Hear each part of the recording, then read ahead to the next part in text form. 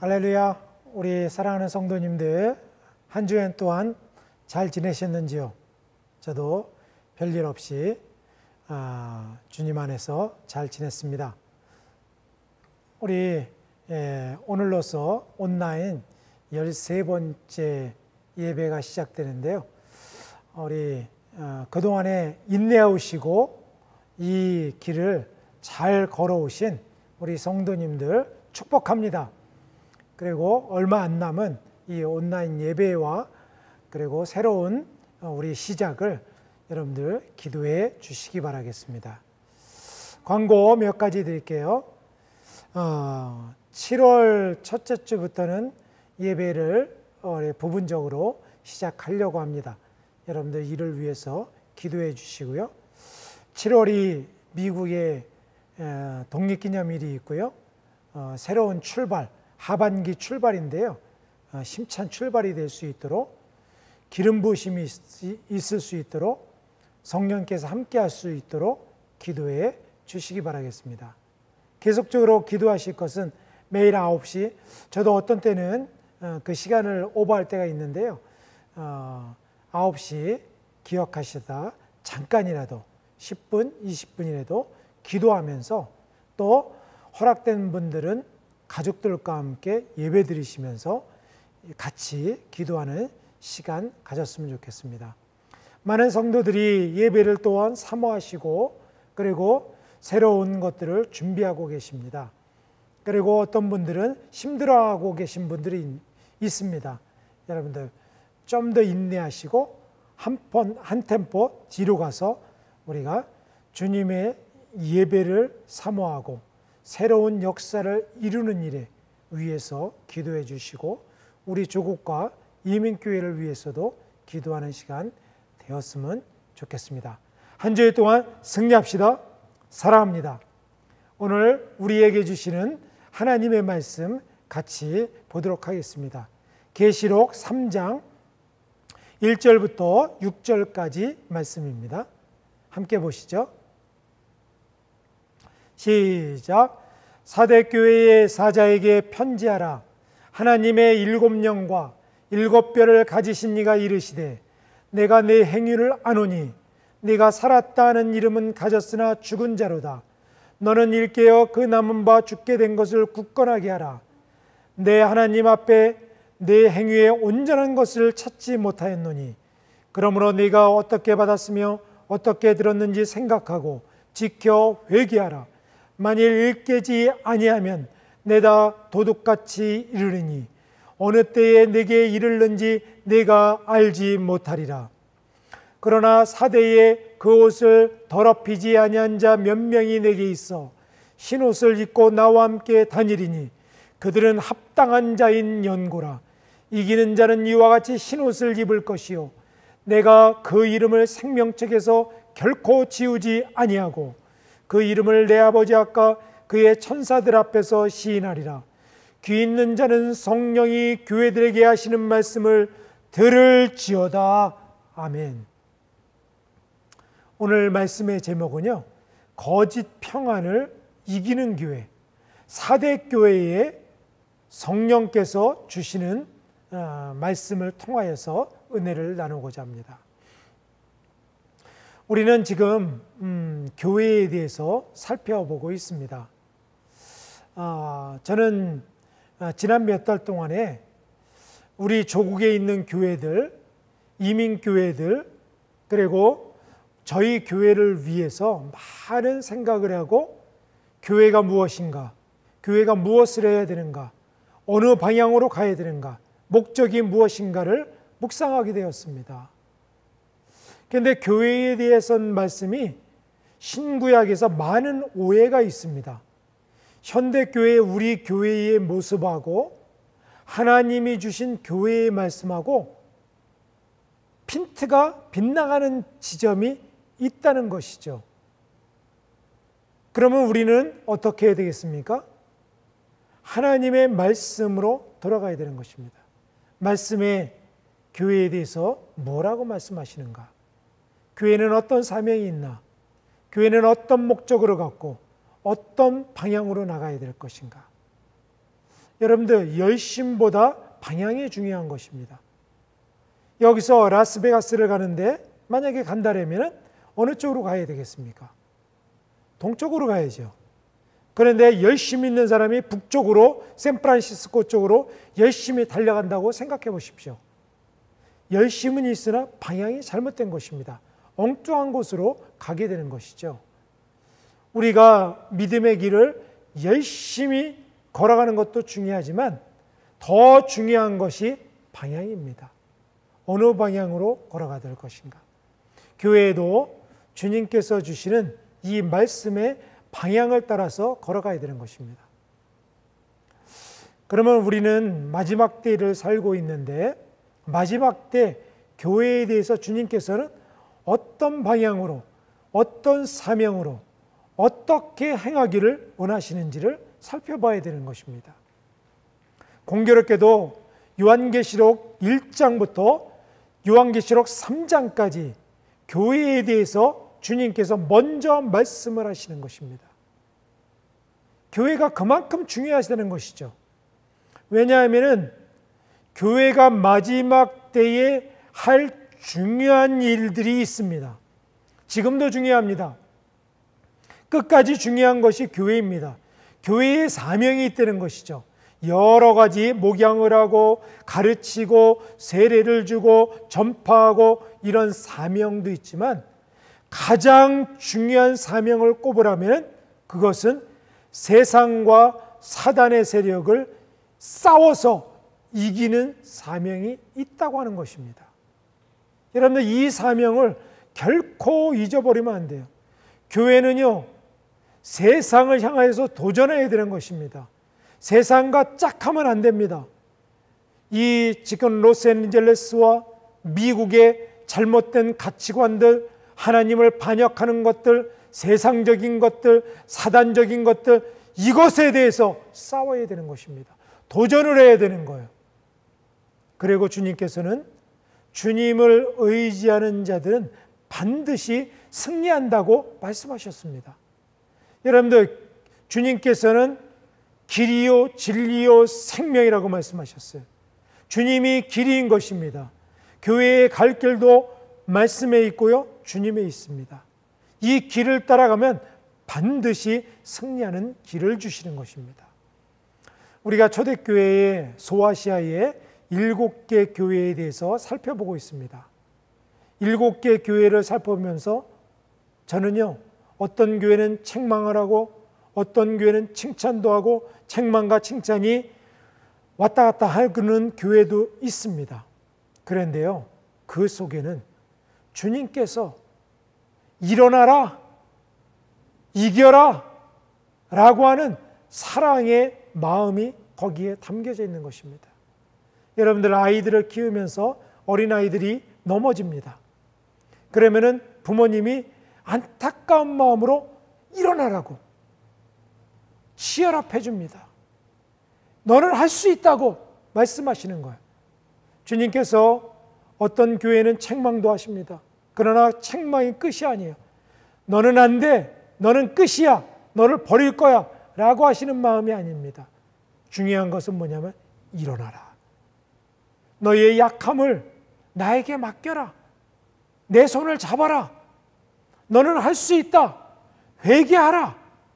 승리하라 라고 하시는 주님의 음성이 있는 것입니다. 주님은 사랑이십니다. 우리를 끝까지 사랑해 주시고요, 우리 교회가 승리할 것을 주님께서 간절히 원하시고 계시는 것입니다.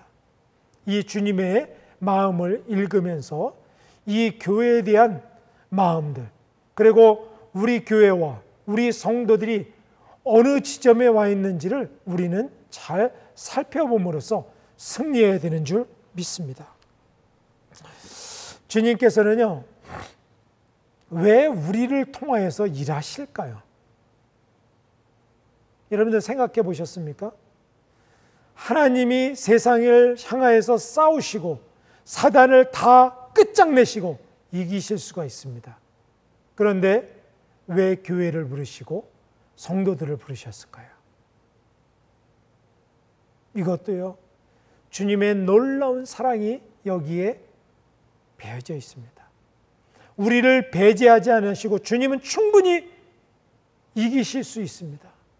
그러나 주님께서는 우리를 초청하시고 우리를 부르시고 우리에게 힘 주셔서 하나님 나라의 주인공으로 삼기를 원하십니다.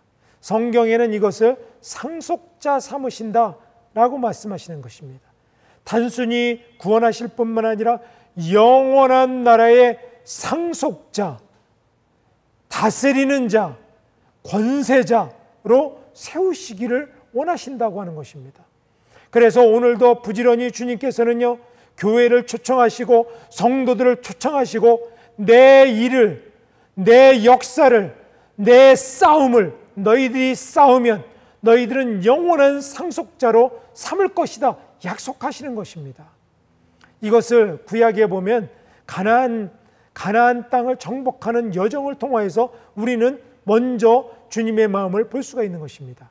여러분들, 가나안 땅이 하나님께서 적과 꿀이 흐르는 가나안 땅을 주실 것이다 라고 약속하셨죠. 그런데 가나안 땅에 와보니까 그 땅에 아무도 없었습니까? 그냥 들어가면 되었습니까? 아닙니다. 가나안 땅에는요, 안악작성이 있었고 가나안 10족속이 있었고 아주 장대가 철병거가 있는 그런 민족들이 있었습니다. 그런데요, 하나님께서는 여호수아를 비롯하여서 12지파에게 너희가 올라가서 개척하라, 싸워서 쟁취하라 라고 말씀하시는 것입니다. 피를 흘렸습니다. 싸워야 했어요. 그리고 그 땅을 차지하는 것입니다. 왜 그랬을까요? 빈 땅을 주시면 되지. 그 당시에 아주 빈 땅, 사막과 같은 땅도 있었을 것입니다. 그러나 그 땅을 허락한 것이 아니라 너희들이 싸워서 올라가라 라고 하는 것입니다. 그러는 이유는 뭐냐면 그 땅의 주인은 싸워서 승리한 자들이 차지할 수 있다라고 하는 것을 우리에게 가르치고 있는 것입니다. 피 흘렸고 원수 진영과 매일매일 싸우면서 하나님의 역사를 경험했고요, 하나님을 의지했고 자신의 힘으로 싸우면은 반드시 패했습니다. 그들이 힘을 의지하고 칼을 의지하고 그들의 수를 의지할 때는 패했어요. 그런데요, 놀랍게도 그들이 하는 일이 없이 하느님만을 의지하고 기도했을 때 그들은 승리할 수 있었어요. 주님께서 무엇을 가르쳐주고 계신 것입니까? 나를 의지하라. 너희들의 힘으로는 안 돼. 너희들의 힘으로 아무리 하려고 하면 너희들이 패할 수밖에 없어. 그러나 나를 의지하면 모든 것을 너희에게 허락될 거야 라고 하는 것을 우리에게 전해주시는 것입니다. 교회는 이 우리 믿음의 선한 싸움을 위해서 부름받은 공동체인 것입니다. 오늘 초대교회의 그런 소아시아 7개 교회, 어떤 교회는 책망을 받았고요, 어떤 교회는 칭찬과 책망도 받았고요, 어떤 교회는 칭찬만 받은 교회들도 있었습니다. 주님은 우리 교회에게 무엇을 원하시는가를 이 7개 교회를 통하여서 우리가 살펴볼 수 있습니다. 여러분들, 오늘 4대 교회까지 5번째 교회를 살펴보는데요, 주님께서 어떤 교회를 기뻐하시고 어떤 교회를 책망하시는 것일까요? 오늘날 교회를 한번 생각해 보면서 우리가 같이 적용해 보아도 좋을 것 같습니다. 하나님은 책망하시는 교회들은 너희들이 규모가 작다, 그 꼴이 뭐냐? 교회 건물이 너무 누추하지 않냐? 라고 책망하신 적은 단 한 번도 없습니다. 주님께서는 무엇을 보십니까? 교회를 보실 때 그들의 내면적인 것을 보십니다. 그들의 동기를 보십니다. 그들이 가는 길을 보십니다. 무엇을 위해서 행하는지를 보십니다. 결국은 믿음이죠. 믿음의 길을 보시는 것입니다. 그런데 오늘날 우리는 어떻습니까? 우리는 겉모습을 봅니다. 사이즈를 봐요. 규모를 봐요. 자꾸 그런 거를 키우려고 합니다. 교회의 목적이 잘못된 것입니다. 주님은 단 한 번도 그런 말씀을 하신 적이 없습니다. 오늘날 우리 교회의 중심이 주님의 마음과 같은지를 우리는 엄중한 마음으로 점검해 보아야 되는 것입니다. 마틴 루터가 종교개혁을 하면서 유명한 종교개혁의 기치를 들었습니다. 오직 믿음으로. 이신칭이죠. 이신칭이.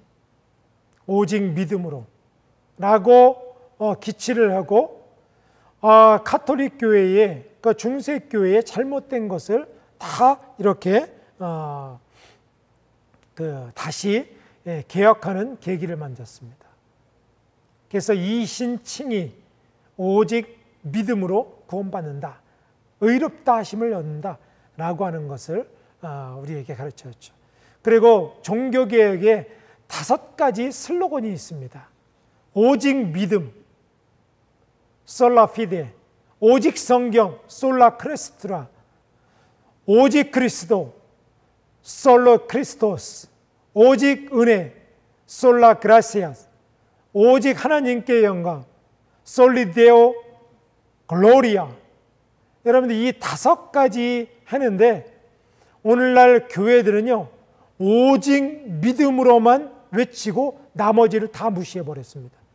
성경으로 사는 것, 그리스도 중심에 사는 것, 오직 하나님의 은혜로서만이 우리는 살 수 있다는 것, 우리의 삶의 목적이 하나님의 영광이라고 하는 것, 이것을 다 무시해버렸습니다. 그래서 오직 믿음으로 구원받는다라고 생각하니까 믿음으로만 구원받지 행위로 구원받는 거 아니지 않느냐라고 하고 모든 말씀의 순종을 버려버린 경향이 너무나도 많이 있었습니다. 여러분들 오직 믿음은 솔라 피데는 5분의 1밖에 안 되는 거예요. 믿음의 삶에서 나머지는 다 버려버리고 오직 한 가지만 잡는 그런 우를 범하는 것입니다. 우리의 믿음의 삶에서 우리의 삶은 어떻습니까? 마틴 루터는요 평생도록 비텐베르크 95개조 항을 걸었던 그 대학 도시 비텐베르크에 살았습니다. 그런데 오직 믿음으로 기치를 하고 하는데 나중에 종교개혁을 이루고 노년이 되었을 때 마틴 루터가 보니까 비텐베르크 시의 사람들이 생활이 행동이 행위가 난잡한 거예요. 오직 믿음이라고 하는 그런 것들은 내세웠는데 정작 삶의 변화는 없었다고 하는 것입니다. 여러분들 교회사를 보면요 이 마틴 루터가 비텐베르크 시를 떠나고자 했습니다. 어떤 때는 설교를 멈췄어요. 설교도 안 했습니다. 사람들의 변화가 없는 거예요. 마틴 루터는 오직 믿음으로만 외치지 않았습니다. 오직 믿음으로 구원받는다라고 하는 것을 외치면 다른 사람들이 순종은 그대로 따라오는 줄 알았습니다. 마틴 루터의 큰 착각이었어요. 믿음으로만 하면은 믿음의 순종은 자연스럽게 따라올 줄 착각했던 것이죠. 마틴 루터는 이 자기의 그 황혼기에 통탄을 했습니다. 여러분들 또 다른 종교개혁자 존 칼빈이 있습니다. 잔 칼빈은 이런 말을 했어요. 유명한 말을 했습니다. 그리스도의 신앙은 자신의 거룩한 삶으로 입증해야 된다라고 하는 말을 했어요. 그리스도의 신앙은 자신의 거룩한 삶으로 입증돼야 된다. 삶으로 입증되지 않는 것은 거짓 신앙이다 라고 표현을 했습니다. 여러분들, 역사적으로 종교개혁자 잔 칼빈이 스위스에 있는 제네바를 거룩한 홀리시티로 삼아서 그 땅을 어떻게 했는지를 우리가 역사적으로 알지 않습니까? 심지어는요, 말씀대로 살지 않는 사람들을 감옥에 가두고 엄하게 다스렸습니다. 그런데요, 어떻게 됐습니까? 잔 칼빈이 사후에 수십 년이 지나도 제네바시에는 거룩한 백성들이, 거룩한 행실로 깨끗함을 입은 백성들이 너무나도 많이 있었던 것입니다.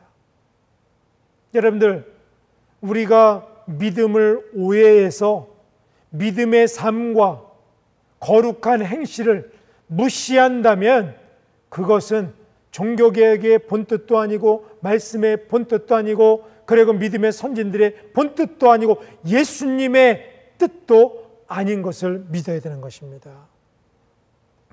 오늘 본문에 있는 4대 교회, 초대교회의 5번째 교회는 바로 이와 밀접한 오해를 갖고 있었던 그런 도시 교회였습니다.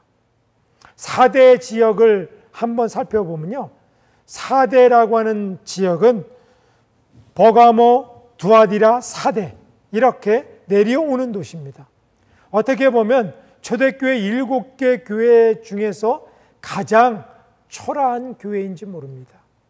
가장 주목받지 못한 교회예요. 그런데요, 이 4대는요, 역사적으로 강대국들의 쟁탈전이 있었던 그런 지역이었습니다.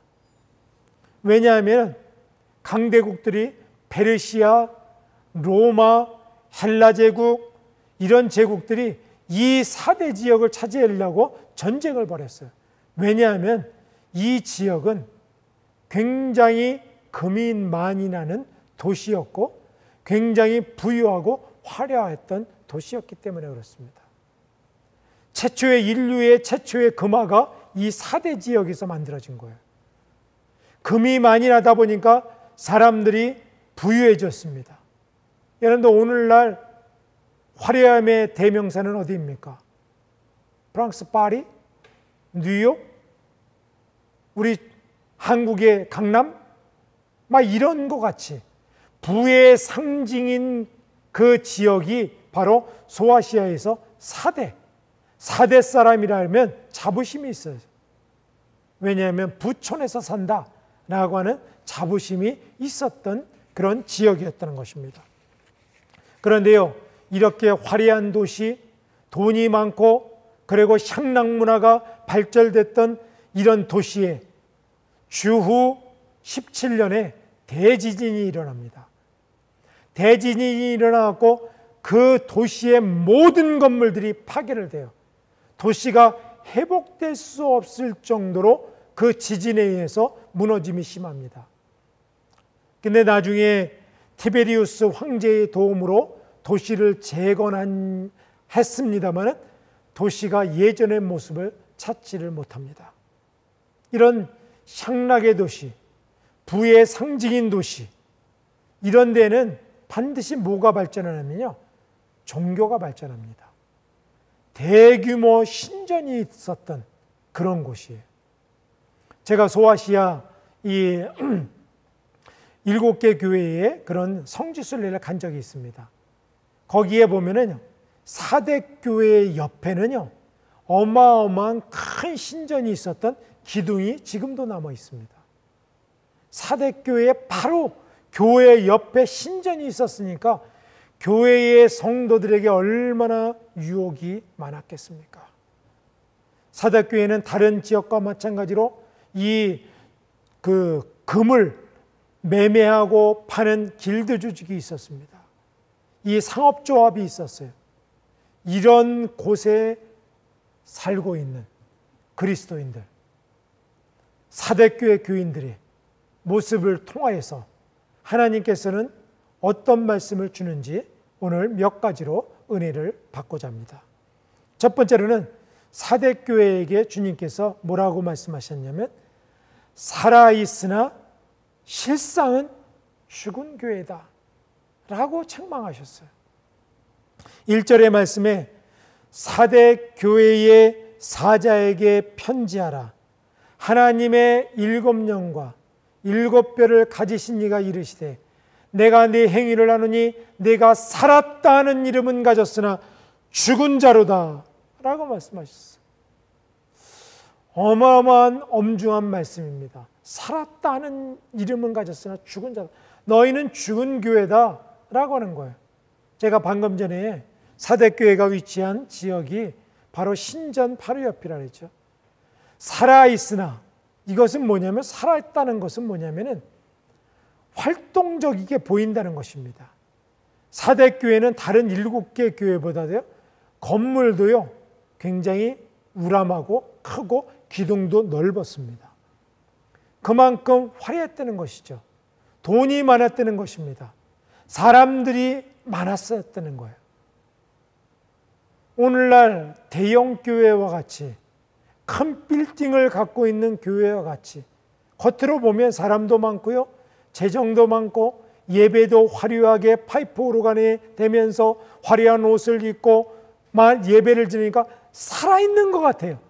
그러나 주님께서는 사대교회에게 실상은 죽은 자로다 라고 말씀하셨어요. 여기에 보면은 하나님의 7영에 대해서 말씀하십니다. 하나님의 7영. 하나님의 7영이 무엇일까? 하나님의 영은 성령인데 성령의 7가지 하시는 일을 말씀하고 있는 것입니다. 이사야서 11장 2절에 보니까 성령을 7가지 영으로 말씀하십니다. 그의 위에 여호와의 영, 지혜의 영, 총명의 영이요, 모략과 재능의 영이요, 지식과 여호와를 경외하는 영이 강림하시리니. 하나님의 7영이 우리 교회를 다 통찰하신다라고 하는 말씀인 것입니다. 사대교회는 겉으로는요 문제가 없고 교회가 잘 운영되고 그리고 정말 교제도 활발하고 교회를 운영하고 성도들을 이 예배를 서포트하는데 아무 문제가 없었던 교회인 것입니다. 우리의 교회는 어떻습니까? 우리 지금 이 상황에서 교회들은 어떻습니까? 재정도 풍부하고요, 건물도 페이오프 되고 그리고 건물도 충분하게 아름답고 충분해요. 성도들도 아무 문제가 없습니다. 사회에서 지위 있는 성도들이 주일마다 화려한 옷을 입고 와서 아름다운 찬양을 부르고 예배를 드립니다. 그러면 어떤 생각이 들까요? 우리 교회는 참 좋은 교회야, 아무 문제가 없어 라고 하는 그런 마음이 들지 않겠습니까? 그런데 2절 주님께서 이렇게 말씀하십니다. 너는 일깨어 그 남은 바 죽게 된 것을 굳건하게 하라. 네 하나님 앞에 네 행위에 온전한 것을 찾지 못하였노라 라고 말씀하셨어요. 여러분들 사대교회에 하나님께서 온전한 것을 찾지 못했대요. 겉으로는 문제가 없고요, 겉으로는 아무 그런 걱정 근심이 없는 것 같은데 주님께서는 다른 생각을 가지셨어요. 온전한 것을 찾지 못하겠다라고 하는 것이죠. 사대교회는요 우상이 창궐하고 하나님보다 돈을 더 사랑하고 거룩한 것을 찾아볼 수 없는 그 교회에 어떤 역할을 할 수 있었을까요? 살았다 하는 이름은 가졌으나 죽은 교회라고 말씀하시진 않는지. 오늘날 우리 삶의 현실들, 교회들을 생각해 봅니다. 많은 목회자들이 그리고 많은 교회와 성도들이 대형 교회를 지향합니다. 교회가 크고요, 재정이 많아지고, 그리고 모든 것들을 성교관도 짓고 교육관도 짓고 교회 재산도 많아지는 것을 지향합니다.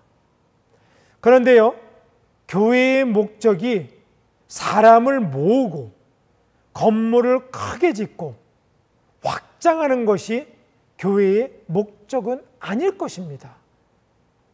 돈이 모이고 맨파워가 있고, 그리고 그런 것들이 교회의 목적이 된, 마치 교회는 그를 위해서 존재하는 것과 같은 그런 것이 오늘날 교회의 많은 부분이 있다고 하는 것을 우리는 부인할 수가 없는 것입니다.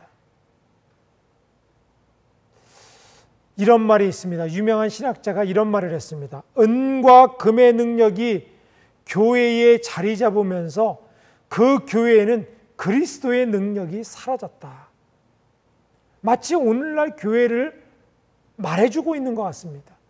교회가 은과 금을 팍 움켜쥐니까 하나님이 은혜를 주셔도 받을 손이 없는 것입니다. 그리스도의 능력을 부여잡지 않고 은금을 부여잡고 있는 것입니다. 하나님의 능력이 예전 우리가 어렸을 때 믿음 생활할 때보다 더 커졌습니까? 교회의 영향력이 더 커졌습니까? 교회의 이름은 더 거룩해졌습니까? 성도들의 그런 삶은 더 거룩하고 하나님에 가까이 갔습니까? 우리는 쉽게 예라고 대답할 수 없을 것입니다. 오늘날 많은 교인들이요, 너무나도 어린아이와 같은 성도들이 너무나도 많이 있었습니다. 여러분들 성도들을 봤을 때, 야, 장성하고 그리스도의 용사와 같은 성도들이 많습니까? 아니면 응애하며 나 좀 알아줘요, 나 이렇게 나를 몰라주면 나 교회 떠날 거예요, 다른 교회도 있어요, 이렇게 하는 성도들이 많습니까? 저는요, 응애하고 젖병을 물려줘야 되는 교인들을 너무나도 많이 만났습니다. 여러분들 목회자들도 교회를 크게 하고 사람들을 모으는 걸 목적이다 보니까 그 목회자들의 약점을 성도들이 너무나도 잘 아는 거예요. 그렇게 하면 나 이 교회 안 나올 거예요 라고 하면, 아이고 그러면 안 되시죠. 이렇게 달래고 책망하지 못하고 제대로 가르치지도 못하는 그런 수많은 일들이 얼마나 많습니까? 여러분들의 교회는 어떻습니까? 교인 하나 떠날까 봐 전전긍긍하고 교회에게 분명히 잘못된 면이 있는데도 말하지 못하는 그것이 있지 않습니까? 여러분들 정말 교인들을 사랑한다면 교인들이 잘못됐다는 것을 거룩한 분노를 가지고 말해줘야 되는 것입니다. 그렇게 살면 지옥 간다, 그렇게 살면 너는 예수 믿는다고 볼 수가 없다, 하나님이 탄식하신다 라고 하는 것을 말해줘야 되는 것입니다. 마치 오늘날 교회는요, 세상과는 싸우지 않고 교회가 마치 싸움터인 양 내부적으로 총질하는 그런 경우가 너무나도 많이 있습니다. 우리의 싸움터는 교회가 아닙니다. 가정이 아니에요. 우리의 싸움터는 세상인 것입니다. 세상에 도전해야 되는 것입니다. 세상에 싸움을 걸어야 돼요. 그런데 우리 교회는 베이비들이 넘쳐나고 있어요. 목회자들이 베이비시터가 되고 있습니다. 이것은 주님께서 원하시지 않는 교회의 모습인 것입니다. 4대 교회에 주님께서 말씀하신 겉으로는 잘 되고 있고 겉으로는 화려하고 재정이 많고 성도들이 많았지만 너의 온전한 것을 찾아보기가 힘들다. 주님께서 탄식하는 모습이 4대 교회만 그럴까요? 오늘날 우리 교회는 안 그럴까요? 우리 이 땅에 있는 교회들에게 주시는 말씀인 줄 믿습니다. 살아있는 교회, 주님이 보시기에 하나님의 7영을 의지하고 하나님을 의지하며 고난 가운데서도 결코 지치지 않고, 코로나 가운데서도 재정적인 압박 가운데서도 고난 가운데서도 주님을 보는 죽지 않는 교회, 살아있는 교회가 돼야 되지 않습니까? 이런 교회와 성도들이 되시기를 주님의 이름으로 축원드립니다.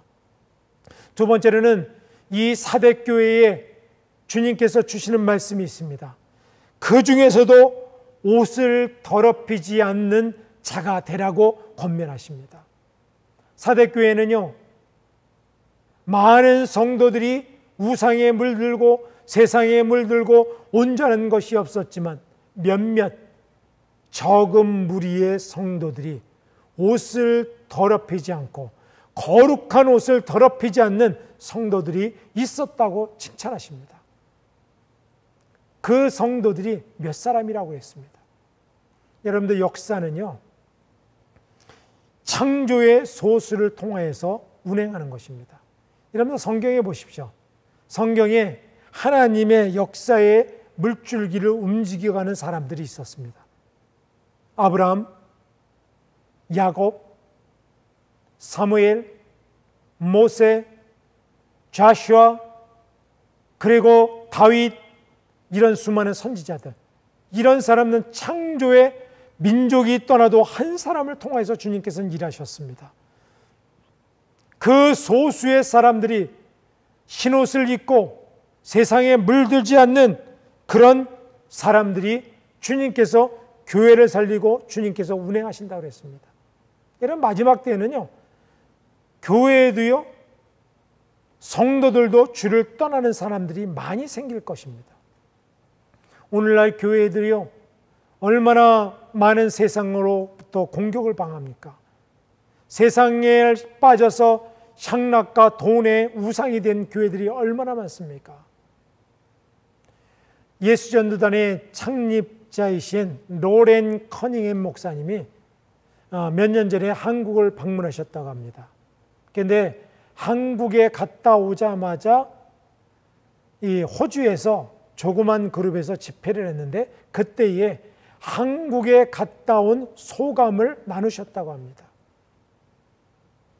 한국 교회는 너무나도 돈을 사랑한다는 거예요.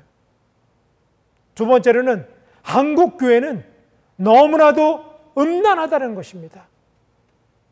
로렌 커닝햄 목사님이 주님께 기도했을 때 주님께서는요, 그 한국 교회가 이것을 회개하지 않으면 한국 교회를 피로 심판하시겠다라고 하는 예언을 받으셨다고 말씀하셨어요.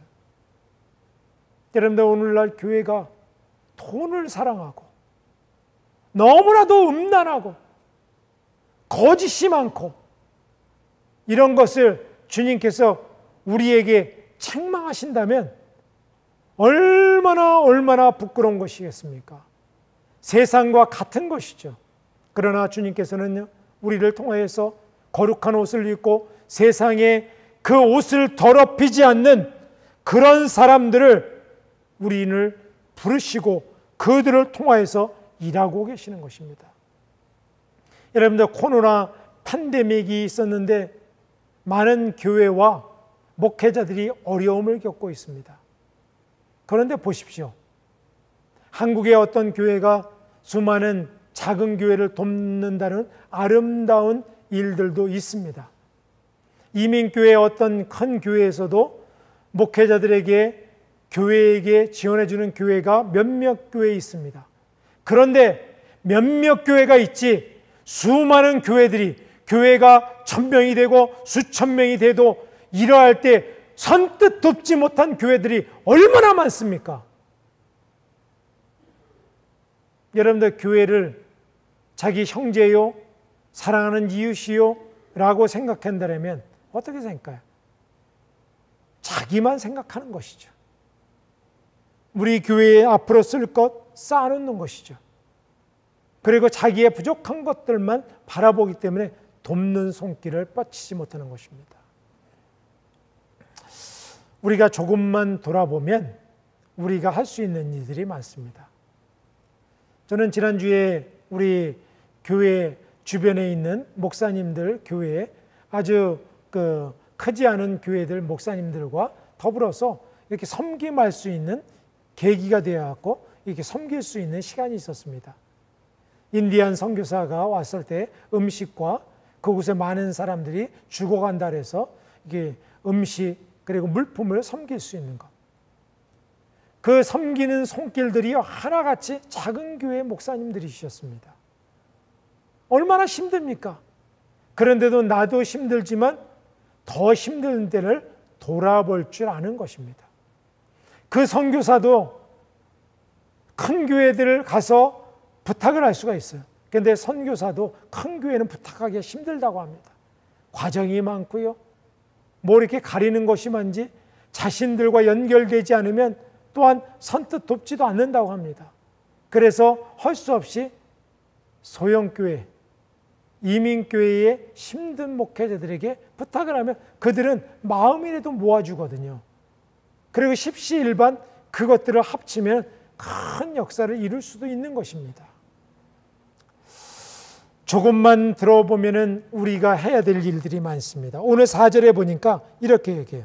그러나 사대에 그 옷을 더럽히지 않은 자 몇 명이 내게 있어 흰옷을 입고 나와 함께 다니리니 그들은 합당한 연고라. 합당한 자. They are worthy. 아주 존귀한 자라고 하는 뜻인 것입니다. 얼마나 기쁩니까? 여러분들 주님으로부터 야베스와 같이 존귀한 자라 칭함받으면 얼마나 기쁠까요? 얼마나 눈물이 나겠습니까? 7영과 7별을 가지신 이가 가라사대, 이것은 성령을 소유하시고 성령으로 역사하시는 하나님의 이름을 말해주고 있는 것입니다. 그런데 하나님을 의지하면 어떠한 일을 하십니까? 아까 우리가 살펴본 내용 이사야서 11장 2절 성령의 7가지 모양이 있다 그랬죠. 여호와의 영, 지혜와 총명의 영이요 모략과 재능의 영이요 지식과 여호와를 경외하는 영이 강림하시니, 이 성령의 7가지 이름이 성령의 하시는 사역 7가지인데 우리가 주님을 의지하면 주님께서는 여호와의 영을 보내주시고 지혜를 주시고 총명을 주시고 모략을 주시고 재능을 주시고 지식을 주시고 여호와를 경외하는 역사를 이루신다라고 하는 것을 우리에게 주시는 것입니다. 성령은 우리를 카운셀러, 헬퍼, 우리를 돕는 자라고 말씀하시는 것입니다.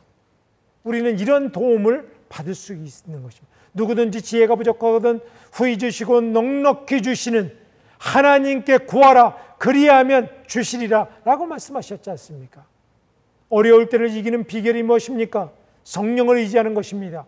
하늘나라의 지혜를 얻는 길이 무엇입니까? 성령을 의지하는 것입니다.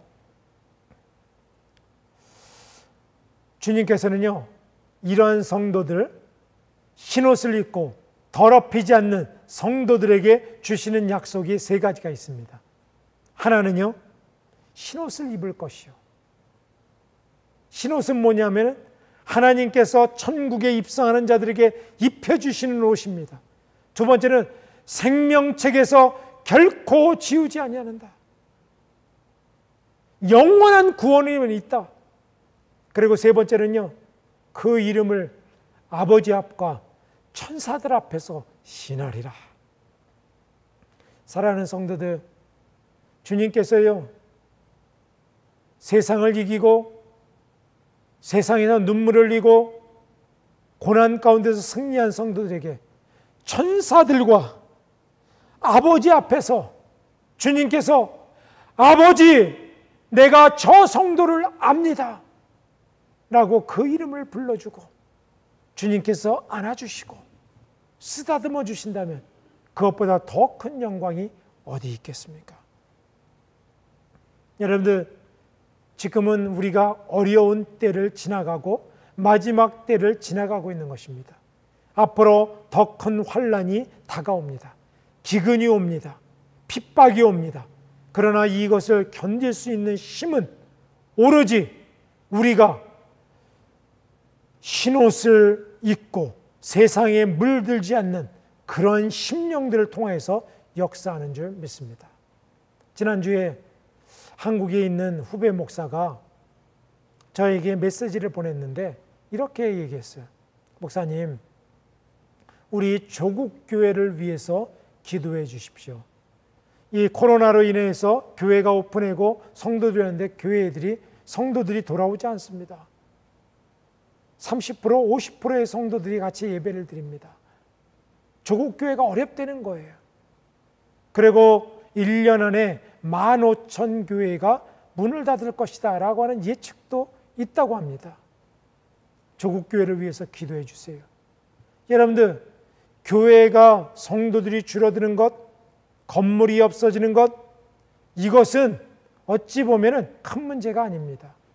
그러나 더 큰 문제는 우리가 믿음을 저버리고 마지막 때에 세상과 짝하며 사대교회와 같이 합당한 것을, 온전한 것을 찾아볼 수 없는 그런 것이 바로 위기인 것입니다.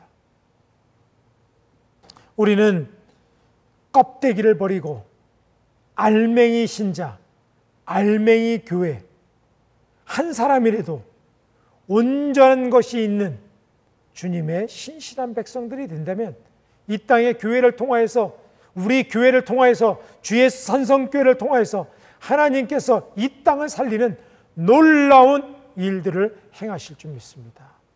그런 교회와 우리 성도들, 흰옷을 입고 세상에 물들지 않는 믿음의 성도들이 되시기를 주님의 이름으로 간절히 축원합니다. 승리하십시다. 그리고 살아있는 성도가 되시기를 주님의 이름으로 축원드립니다. 기도하시겠습니다. 살아계신 하나님, 감사합니다. 교회가 이제껏 외형과 화려한 역사와 예배를 수단으로 여겼던 복음에서 빗나간 삶을 살았던 것을 회개합니다. 이제 말씀으로 돌아가게 하여 주시고 회개하게 하시고 하나님의 새 역사를 이루는 놀라운 역사를 이루어서 살았다 하는 이름은 가졌으나 실상은 죽은 교회가 아니라 모든 중심이 성령을 의지하며 살아있는 교회가 될 수 있도록 축복하여 주시옵소서. 그래서 우리 교회와 이 땅의 성도들이 흰옷을 입고 세상에 물들지 않고 오히려 세상을 도전하며 세상을 이기며 세상에 하나님의 말씀의 이름을 높이는 일에 사용되는 창조적인 복음에 무장된 그리스도의 정병들이 되게 하여 주시옵소서. 이를 위해서 우리가 부름받았습니다. 부름의 상을 위해서 열심히 달려가게 해주시고 끝까지 승리하게 하여 주시고 주님의 역사를 이루는 모든 주의 교회와 우리 교회와 성도들이 될 수 있도록 이 땅 가운데 역사하여 주시옵소서. 이제는 우리 주 예수 그리스도의 은혜와 하나님의 극진하신 사랑하심과 성령의 감화감동 역사 충만하시는 저희, 이제 흰옷을 입고 죽은 교회가 아니라 살았다 하는 이름을 가진 교회와 성도로 살아가기를 결단하는 주 예수 산성교회와 이 땅의 주의 백성들과 우리 조국교회와 미국에 있는 모든 교회와 성도들 머리 위에 이제로부터 영원토록 함께 하시기를 간절히 축원하옵나이다. 아멘.